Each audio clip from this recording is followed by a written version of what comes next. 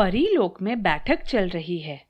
मंत्री परी रानी परी को पृथ्वीलोक की जानकारी दे रही हैं। महारानी साहिबा, कुछ लोग बहुत अच्छे हैं, लेकिन कुछ न कुछ कारण से दुखी हैं।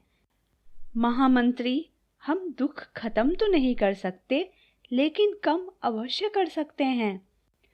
महारानी साहिबा, क्यों ना हम कुछ परियों को पृथ्वी पर भेज दें, ताकि वो इन लोगों के बीच रहें और जब भी हो सके इनकी मदद कर सके।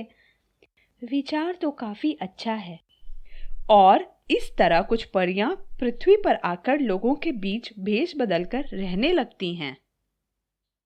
सूरजपुर नाम की एक जगह है, बड़ी ही प्यारी शांत सी जगह। लोग भी सीधे साधे। वहीं रहते थे नीरज और उसकी पत्नी रानी।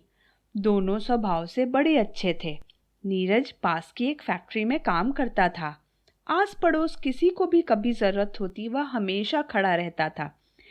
नीरज भाई, कुछ पैसों की जरूरत थी। नीरज चाचा, थोड़ा अंग्रेजी में मदद कर दो ना। नीरज बेटा, मुझे डॉक्टर के पास ले चलो, अकेला जा नहीं पाऊंगा। नीरज और रानी आपस में बहुत प्यार से रहते थे। आसपास भी सब उनको पसंद करते, लेकिन मन ही मन नीरज और रानी थोड़े दुखी रहते।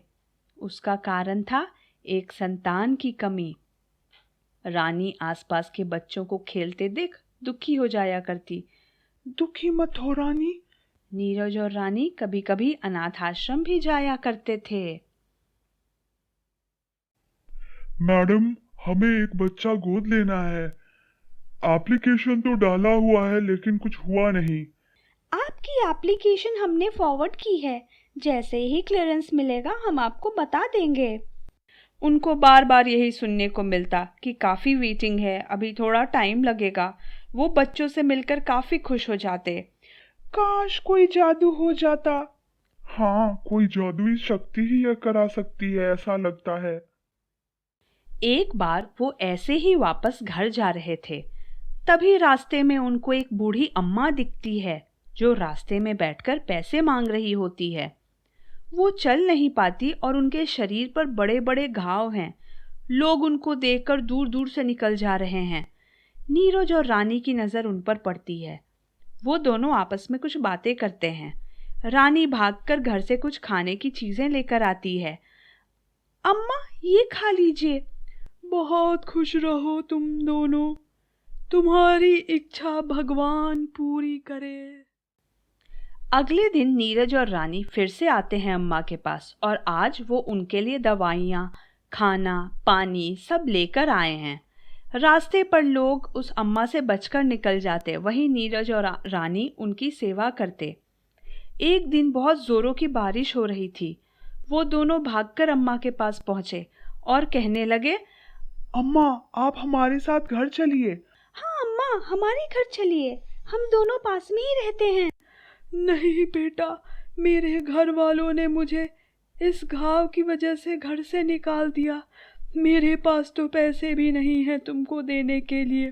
कोई बात नहीं अम्मा, आप ठीक हो जाएंगी, वही हमारे लिए बड़ी बात है। आपकी तबीयत खराब हो जाएगी बारिश में, चलिए हमारे साथ। उनके ऐसा कहते ही वो बूढ़ी अम्मा एक सुंदर परी में बदल जाती है। नीरज और रानी आश्चर्यचकित रह जाते हैं। दोनों आंखें मलने लगते हैं। मैं परी देश से आई हूँ। पृथ्वी पर अच्छे लोगों को हम मदद करते हैं। मैं यहाँ से काफी सारे लोगों को परख रही थी। तुम दोनों निस्वार्थ भाव से लोगों की मदद करते हो। अपनी इच्छा बताओ, मैं तुम्हारा दुख कम करने की कोशिश करूंगी। नीरज और रानी परी को अनाथाश्रम वाले बच्चे की बात बताते हैं। कल जाकर मिलाओ, ये कहकर परी गायब हो जाती है। नीरज और रानी जैसे ही घर वापस आते हैं, उनको किसी का फोन आता है। मैं जीवन आश्रम से बात कर रही हूँ, आप कल अनाथाश्रम आकर मिलिए, आपकी एप्लीकेशन अप्रूव हो गई है। अगले दिन नीरज और रानी सारी कार्यवाही करके अपनी छोटी सी बच्ची को घर लेकर आते हैं। आज भी वो परी को धन्यवाद करना नहीं भूलते और उनके स्वभाव में अभी भी कोई बदलाव नहीं आया है। अगर आपको हमारी कहानी अच्छी लगी हो तो प्लीज़ हमें लाइक करें, सब्सक्राइब करना बिल्कुल ना भूलें और कमेंट करके भी हमें बताएं। Thank you.